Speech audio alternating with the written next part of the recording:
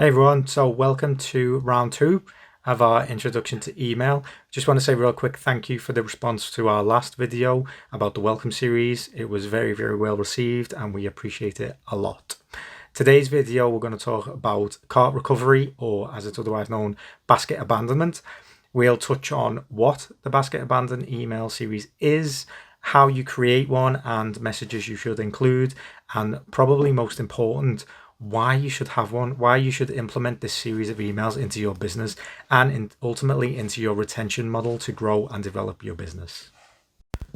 So let's kick off with what is the abandoned basket or cart recovery email as it's otherwise known. For this video we'll use the term cart recovery because that's ultimately what we want to try and do with it.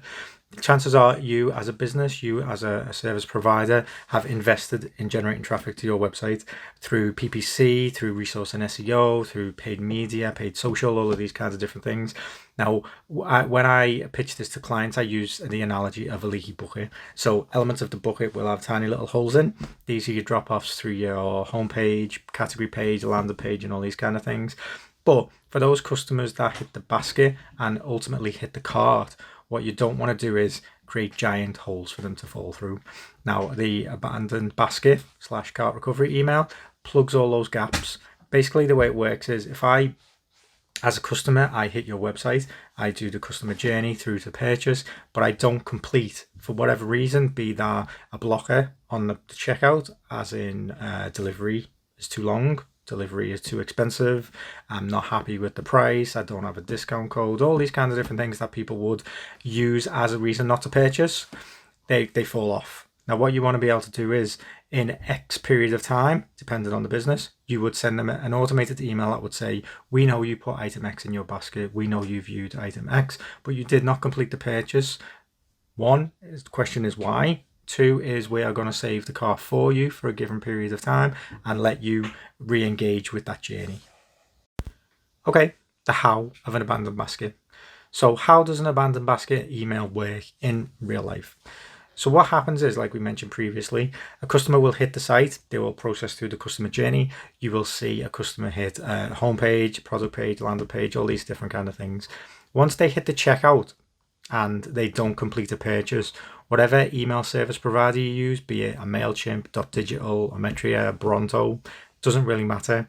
The system will flag and say, customer X has abandoned their basket. Would you like to A, send them a message, or B, send them multiple messages? Now, depending on the platform that you use, depends on the sophistication that is allowed. What I would suggest is abandoned basket series generally pitch towards the 3 to 4 email area. What you want to do is remind the customer in the first email that you still have their basket. We saw you looking at this product, we know you put it in your basket, it will remain in the basket for X amount of time, and try and incentivize a soft sell with that email so the customer can say, oh, I know brand A kept my basket, I was looking at that, I left because of X, Y, and Z reason, I went to see the kids, I got off the bus, I've done this, I've done that, doesn't matter. So what in the first email you're doing is subtly telling them that their basket still exists. As the emails progress through the series, you can become a little bit more incentive driven. So your email can say, we'll give you free delivery off your order if you place in the next 7 days. We'll give you 10% off if you purchase in the next 48 hours. So if you're going to increase the incentive, you decrease the time. What happens is it incites an action to a customer. The customer will see the email, they'll say, oh, I do want that product, I did see it, I did engage with it, and I should complete the purchase. That is the subtle how of how a cart recovery series should work in any given business. And finally, the why. Why should you set up a cart recovery series for your business or product? So what happens is, generally when a business starts and a business is growing, the main focus is on acquisition, which is natural. You want more customers, you want to get your brand out, you want brand awareness, you want all of these different things, you want all new followers through social, through search conversion, all of this stuff. Now we'll touch on all of these things in a couple of our next videos, but when I talk to a client, the important thing for me is that if you're going to pay to acquire a customer, you should also put the processes in place to retain them, because the lifetime value of a customer is what's ultimately going to make your business. It's going to increase the longevity of your business, and it also creates a marketing opportunity that otherwise wouldn't exist. If I'm a customer and I go onto your website, I go through the whole customer journey, and then when I hit the basket, I abandon and I get nothing from you. As a customer, my expectation is you should know what I'm doing. You should be able to provide personalized elements of the website to me, which potentially you do. You should be able to provide marketing that is specific to my needs or my wants or the products that I've seen. Now, the cart recovery is really subtle in that first introduction to your business. So as a customer, I come on, I complete the journey, I get nothing, I go away, I don't come back. If I go on as a customer, complete the journey, but leave the basket, and you send me an abandoned cart, depending on the substance of the abandoned cart, whether it's, hi Brad, we know that you looked at product X, we're going to do this and that and this to convert you into a customer because we want to keep you and you are of value. That to me is you're making an effort, albeit it's automated, but it's still an effort.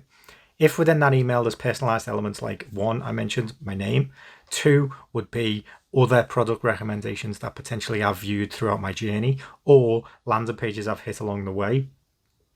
These are subtle telltale signs that you care about what I'm doing on your website and when I'm going on your website. So as a customer, it means more to me.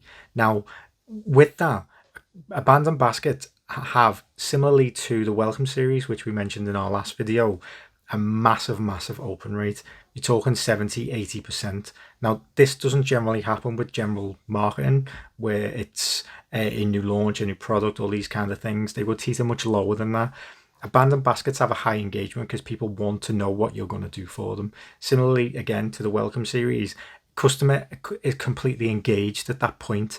It's not that we have hit the website, we've seen a page, the pages have no relevance. It's a blog post or an article or a video that I've browsed and not really paid attention to. If I'm going onto your website and I put something in my basket, that is clear intent to purchase. You have something as a business that I want or require. So therefore, you should, as a business, come back to me when I abandon. Because in fairness, you don't know why I've abandoned. I might not necessarily have abandoned for the sake of I don't want it anymore. There could be blockers in the way that are stopping me completing that purchase, such as the delivery cost is too much. So I'm on the fence about if I want to pay that. Is it the delivery is too long? You don't offer a premium service, so I'm not going to purchase because I can't have it tomorrow, the Amazon model. Or is the other blockers in place that would stop me doing that?